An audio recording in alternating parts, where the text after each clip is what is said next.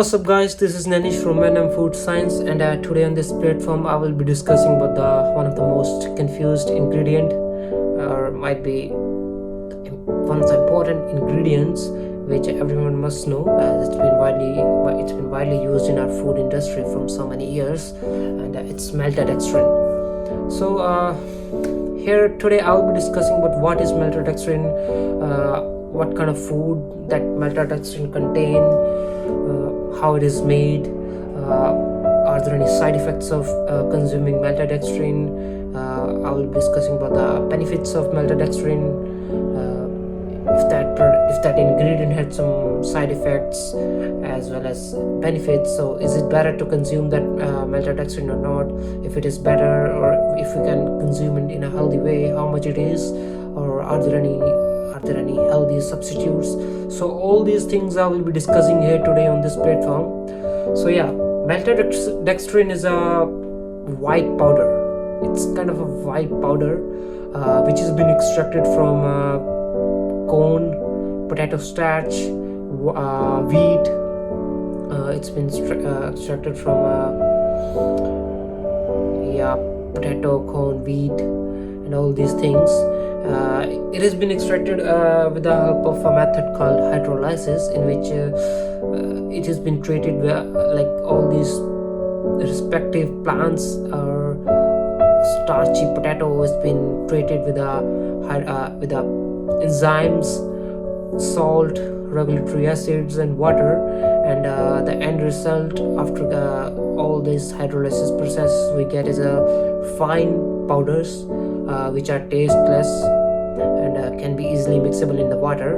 But in the actual, when they are mixed up in the food as an ingredient, they play a role of a sweetener or a artificial filler or a flavoring agent, and it's been widely used as a thickener to thicken the consistency of a product, thicken the consistency of the final product, and as well as it's been used as a filler, like in so many food or so many products, like mass gainers, and like the products which are used as a, we just consume them as a form of powder. So it's been pretty much been used as a inexpensive filler, as it's really cost effective. It's not really expensive. So the companies have been using maltodextrin in all those particular products, like mass gainers, weight gainers, and so many other things. So well, it's not a naturally, however, it's been extracted from plants, but it's not a naturally extracted, it's a genetically modified food or ingredient. So it's not a natural, but it's a man-made. So that's one of the things we need to just consider here. So the food which contains maltodextrin are all these foods ranges from infant formulas, all the baby formulas, the small babies, the food they eat, beer, mass gainers, weight gainers, whey protein, sports drink, energy drinks, soft drinks, protein bars, so-called healthy protein bars, and apart from that, it's sourdough dressings, salad dressings. Nowadays we contain maltodextrin in so many sauces, like all the hot sauces and all kind of sauces we get from supermarkets. So all those most of them contain maltodextrin, and it is not like the companies are hiding something from us. It is that we are not like well aware of what is maltodextrin actually. So it has been written in all their ingredient list, but the only thing is we don't know much about maltodextrin. So we can't do much about that. It is what it is. So it's a time to educate ourselves. It's a good time to educate ourselves. So about the side effects, well, for that we need to go through how maltodextrin was formed, first came into the market. We need to go through a bit of history of maltodextrin. Well, it was it came into the market in 1967 to 1970s era, and and that time back that time it was said that it's a complex carbohydrate because of its molecular structure. It's pretty much same as the complex carbohydrates have, but after some researches, so many years, new studies came out, and we came to know that maltodextrin doesn't have any fiber, doesn't have like any fiber, fat, and all those things. And even the glycemic index of maltodextrin is too high, and it ranges from 106 to 136, which is damn higher. And I would say it's even worse than sugar. Its glycemic index of sugar is 65. So if you guys don't know about what is glycemic index and how it works, so I will definitely make a video soon on I will definitely upload a video soon on glycemic index and how it works, all the glycemic load, all the scenario. I will definitely upload very soon. So here we are. Like as I already told, the glycemic index of maltodextrin is really high, so it's gonna cause that it's gonna rise blood sugar level so badly. It's gonna spike our blood sugar level in our body. Whoever eats maltodextrin in an extra amount, whoever overconsume maltodextrin, their blood sugar level gonna rise, gonna shoot up. Yeah. So it's really worst for it's not really good in the case of if someone already had a diabetes, insulin resistance. So it's gonna be a worst scenario. So it's really important to avoid this maltodextrin as an ingredient in our whatever the food, whatever the product we are consuming. So apart from that, as I have already discussed before, it was said before that it was like a complex carb, but later on new searches came out, from which we came to know that it is not a complex carbohydrate. Even its molecular formula is complex carbohydrate, but it's not a complex carbohydrate. So as we know, it doesn't have any fiber, doesn't have any fat, protein. So it is just a simple carbohydrate. Like one teaspoon of maltodextrin contain about 15 grams of simple carbohydrates and about 60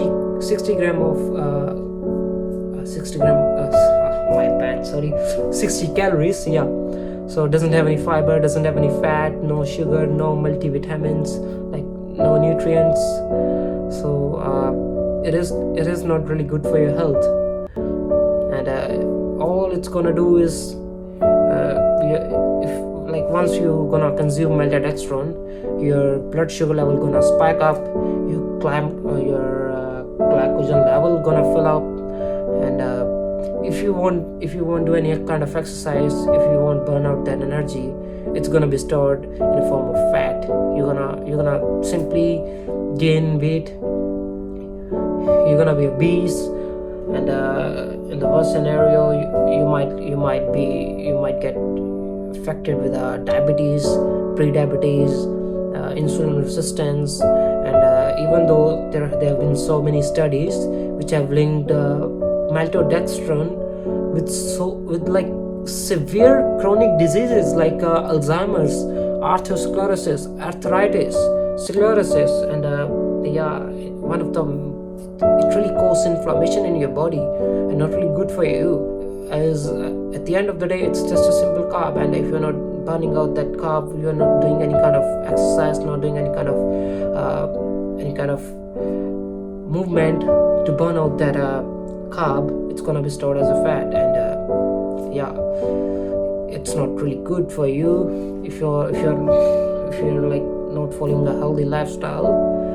But if someone is into the healthy lifestyle, hitting gym, doing exercise, training hard, so it is still fine for that person, but still there needs to be some limitations, which I think there should be a limitation for almost anything we are trained. So these are one of the few of the side effects, and apart from that, it is not a naturally extracted, it is a genetically modified food ingredient, and it can, or many studies have proven that it is gonna suppress your probiotic probiotic cell growth. So it's gonna suppress your probiotic growth, and gonna be not really good for your gut health in the long run. However, it is very fastly digestive. If you are suffering with some kind of disease, like you're suffering from low sugar blood levels, you can consume a decent amount of maltodextrin to rise up your blood sugar level. But for someone who is already diabetic, who is suffering from some other severe diseases, it's really important to just look at the ingredient list, and just check it out if that particular food had that particular product you are buying had a maltodextrin and how much it is. So yeah, it's really important. And however, this maltodextrin has been widely used by bodybuilder and athletes, and it can be really beneficial for them if they consume this maltodextrin with a proper supervision, with a proper they just consume that maltodextrin in a smart way. It can be really beneficial, as we know, once we train hard in a gym, or we do any kind of hard physical activity, our glycogen level depletes, and once our glycogen level depletes, we badly need some carbohydrates or simple carbs to fill up our glycogen level. And in this scenario, if you're a bodybuilder or some athlete, your glycogen level depletes after your workout. So to have a better strength, to have a better body muscles, to have a better muscle growth tissue, you need to have some good source of simple carbs with the foods which have higher glycemic index. Can be really beneficial for you if you're into a healthy lifestyle, and you're looking for something after post workout. It can be really good, as once you consume food with a higher glycemic index, it's gonna be really beneficial, as your glycogen level is gonna fill up, and all those calories, all those carbs and protein you're gonna be eating, the carbs gonna kind of fill up your feed your hungry muscle tissues with all the amino acids and protein you are consuming, with all the nutrients you are consuming, and are gonna help you out with your personal goals, whatever it can be. Moreover, it's been used by athletes like marathon runners, and it's been used by the athletes like someone who is taking part in a cycle race or something like that. So for those individuals, just while you're running, you're into a game, and your glycogen level depletes and your energy goes so down, and you need something which is easy for your gut, which is easy to digest, which can be digestible quickly. So in that scenario, having a glycemic index of 106 to 136, maltodextrin can be really helpful. So that you won't feel bloated, and you won't feel fluffy, and can be easily, your glycogen level can be easily restored, and you can just continue your game, whatever it is. Well, as this maltodextrin had so many side effects, and there are some benefits depending upon individuals personal goals, whatever it can be, or at some sort of health issues. It can be beneficial, like if someone had a low sugar levels, but there should be some limitations. If anything consumed in a limitation can be right, like won't affect much, and can help you out betterly. So let's say how much we should eat. if we see according to the FDA, uh, a healthy human being, a healthy man should be consuming about 45 to 60% of carbohydrates in their whole day meal. Like I would say, if we just take an example, if a person is consuming 2000 calories, so it's your carbohydrates gonna range from 25 to 50 grams to 300, depending on a personal goals, depending on the like what are the individual's goals. So it's gonna be 250 to 300. So for that scenario, maltodextrin intake of 12 to 15 grams can be fine, and anything above that can harm the person, harm an individual. But it really depends upon how much is your total calorie intake. Like if your total calorie intake is like 4,000 gram, I'm sorry, 4,000, I'm really bad, 4,000 calories, sorry for the mistake, let's say it's 4,000 calories, so it can vary, it will definitely vary. You can have a bit higher amount of maltodextrin, but still, for those individuals who are having personal goals, like if they want to build muscle, if they want to grow, if they want to gain some weight, I would say they shouldn't be using they should be using whey protein, and as amount of maltodextrin in a whey protein is kind of minimum. It's just 1 gram to 2 gram, depending upon different brands.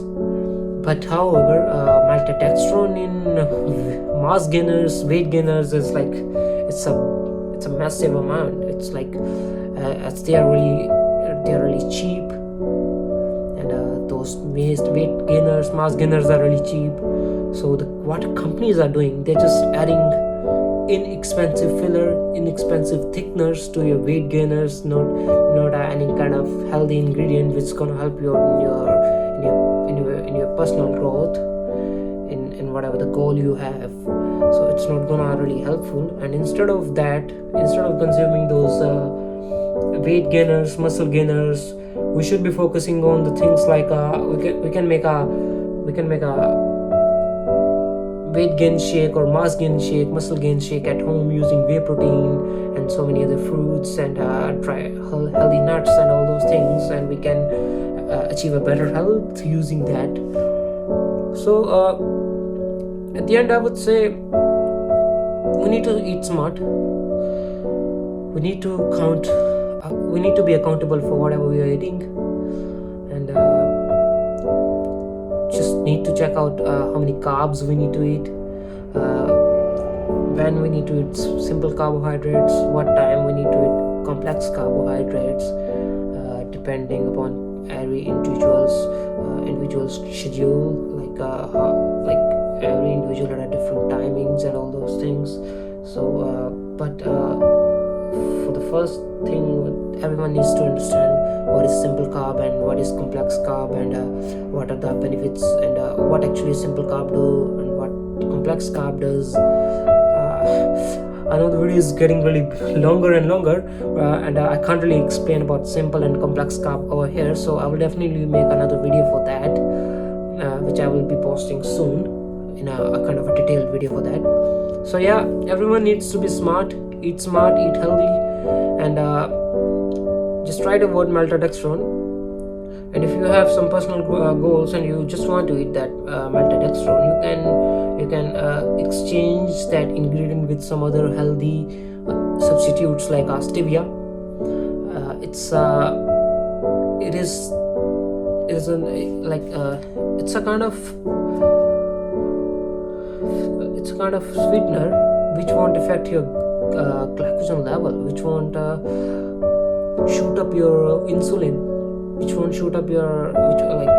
affect your insulin resistance, which won't shoot up your blood sugar levels. So you can pretty much use stevia, you can use pectin. It's been extracted from natural plants and natural fruits like pears, like apples, and all those fruits and plants. It's been extracted, and doesn't really cause bad effect doesn't really cause bad effects like maltodextrin. And in fact, it's really beneficial for your gut health. It's gonna make your digestive tract, your metabolism really great. It's gonna improve your digestion whole process, so it's really good.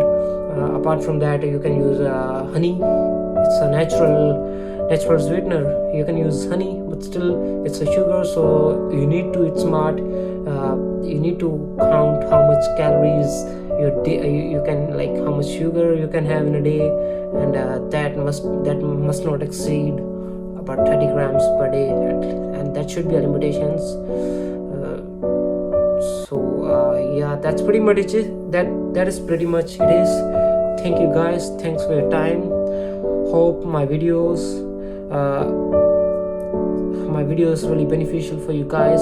Do share, comment, and just comment if there is any kind of thing I've missed, and if there is any question, just comment. Thanks for your time.